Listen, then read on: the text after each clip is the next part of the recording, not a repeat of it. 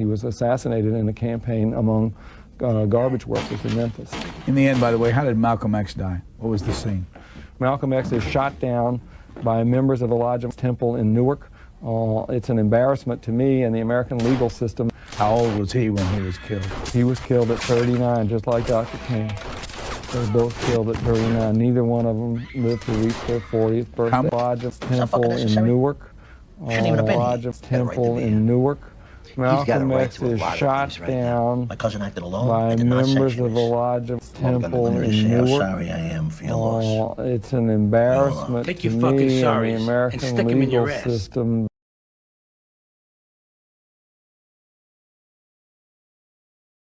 The mayor of Atlanta and Ralph McGill, the publisher of the Atlanta Constitution, wanted to have a dinner honoring and some religious figures. The rabbi and the archbishop wanted to have a dinner honoring Dr. King, but official Atlanta, what I grew up in, I once wrote that Atlanta is the only place where the leadership figures were called themselves openly the power structure.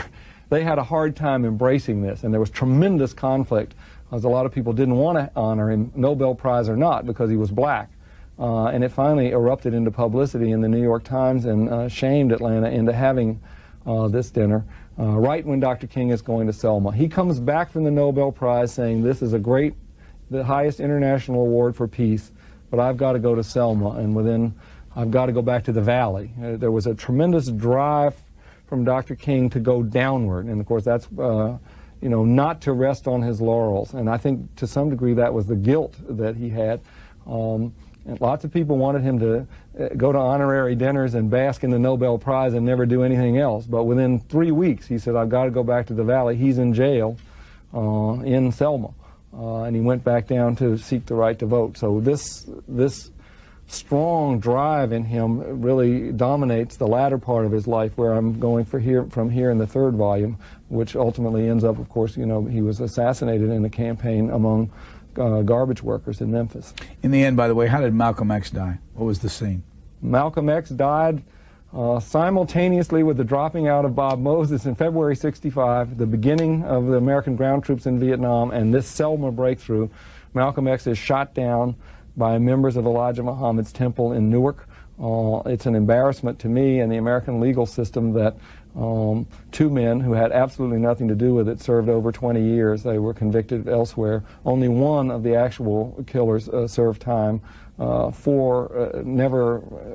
been identified but never tried, and two people who were pretty clearly not there, and I think the legal system knew were not there, were convicted and served time anyway. How did all that happen? It's hard to call back up how marginal the Muslims were in this period. They were like unspeakable almost, and I think basically the legal system just wanted to get somebody in jail and be done with it. And then when evidence surfaced that these people didn't have anything to do with it, nobody wanted to reopen the whole can of worms. There's all this surveillance evidence. There's evidence that the police and the FBI knew Malcolm was being tracked and tried to be killed, and they didn't want any of that to come out, so basically they didn't want to open it up at all. What's new in the book that's never been written before? What areas? I think most of the stuff about Malcolm's last 3 years, is new. That's why there's more of that in the book than I thought. That plus the fact that I think Malcolm's Islam in America is now very large, and it comes out of Malcolm's reform, and it's occurred while most of us are preoccupied with Louis Farrakhan, who represents about 1 out of every 200 African-American Muslims in this country. Most of them are legitimate Muslims, Sunni Muslims. So that all of Malcolm X's last 3 years are not really covered in the autobiography. The ins and outs of what he's really trying to do, trying to stay alive, what the FBI knew, what Louis Farrakhan knew, the plots against him. How old was he when he was killed? He was killed at 39, just like Dr. King. They were both killed at 39. Neither one of them lived to reach their 40th birthday. How many copies of his autobiography sold? Oh, it's been translated into 20 languages, I think 15 million. I mean, his autobiography really created Malcolm X. I put him in here because he's an extraordinary figure and he had cultural impact, but he didn't have that much historic impact. First of all, he's a fugitive. He's out of the country for a lot of this period. we read a lot backwards into it. He was not that big a figure. Lyndon Johnson couldn't even pronounce his name, called him Muslim X, didn't know who he was.